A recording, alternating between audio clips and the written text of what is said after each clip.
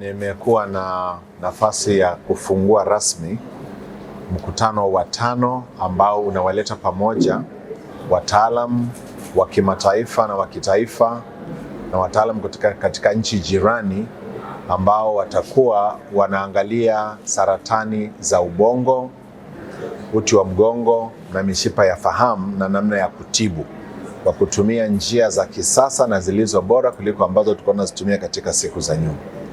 Lakini pamoja na kubadilishana mawazo kupitia katika mada mbalimbali zitakazokuwa zinatolewa, kuna aina nyingine ya mafunzo yatakayokuwa yanatolewa wakati huo huo kwa wataalamu ambao nao wanaanza kuibukia katika kutoa huduma kwa wagonjwa ambao wanakuwa wameshafanyiwa matibabu na baada ya kutibiwa wanahitaji kuwa na namna ya kuwafuatilia.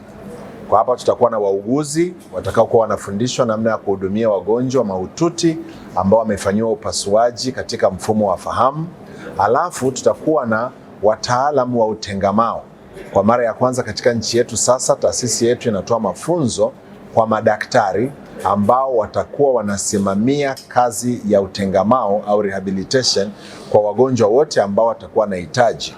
Pamoja na hivyo, kutakuwa na mkusanyiko wa kufundisha hawa wataalam baada ya hizi mada kuwa zimeshawasilishwa hapa kwa vitendo. Kazi itafanyika katika vyumba vya upasuaji ambapo wataalam watakuwa wanafundisha watu wetu njia za kisasa za kufanya upasuaji kwa wagonjwa hawa. Ziko zile ambazo ni za kawaida kubwa, lakini ziko zile kupitia kwa matundu.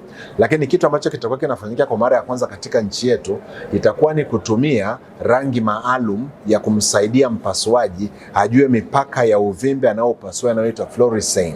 Na hii itafanyika kwa mara ya kwanza wiki hii, na baada ya hapo itakuwa ni sehemu ya kawaida ya madaktari wetu kutumia katika kupasua wagonjwa.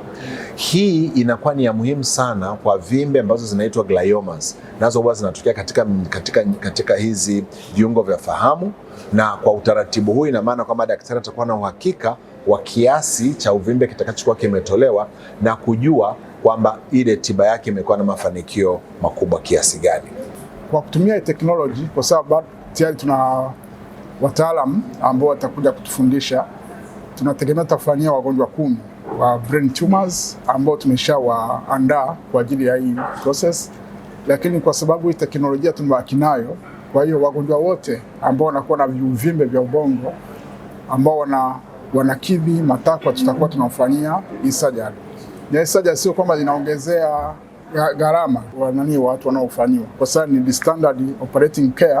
Kwa hiyo itakuwa inafanyika kwa wagonjwa wote ambao wanafanyika. Labda cha kwanza kujua ni kwamba haya mauvimbe yako mengi ya kutosha. Unaweza ukasema kwa kila watu 200 unaweza ukakuta watu 10 wana ugonjwa wa ubongo. Kwa hiyo jinsi tumekuwa tunaendelea kuwatafuta na kuwapata, ndio jinsi tumekuwa tunazidi kuwafanyia, na hivyo itakuwa inarahisisha sana mgonjwa apate matibabu yanayostahili na aweze kutoka hospitalini akiwa hana ugonjwa kabisa, au kama upo ni ugonjwa ambao utaweza kutendeka sasa kwenda labda katika masuala ya Ocean Road kwa ajili ya kumalizia kile ambacho kinakuwa kimebaki wakati wa upasuaji.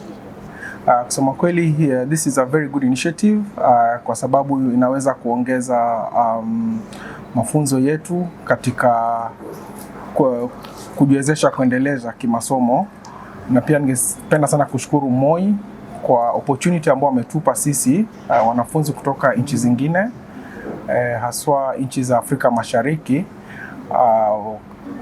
MOI imeweza kujiendeleza sana kiteknolojia na katika masomo ya neurosurgery. Kwa hivyo sisi kama wanafunzi kutoka sehemu zingine